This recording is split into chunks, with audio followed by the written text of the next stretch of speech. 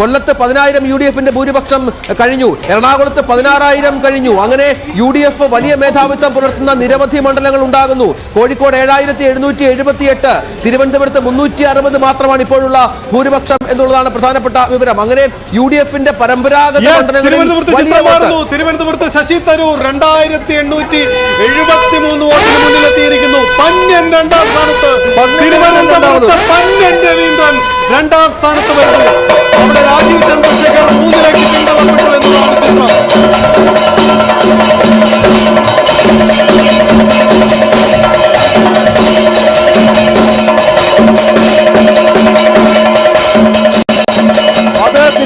തിരുവനന്തപുരത്ത് BJPക്ക് ഒട്ടും ശുഭകരമല്ല കാര്യങ്ങൾ. ആദ്യം ലീഡ് നേടിയില്ലെങ്കിൽ പിന്നെ രക്ഷയില്ലാത്ത മണ്ഡലമാണ് തിരുവനന്തപുരം. അവിടെയാണ് രണ്ടാമത് പന്ന്യൻ രവീന്ദ്രൻ LDF വന്നിരിക്കുന്നത്. തരൂർ മുന്നിൽ. തരൂരിനെ തോൽപ്പിക്കാൻ കഴിയില്ലേ ഇത്തവണയും ആർക്കും?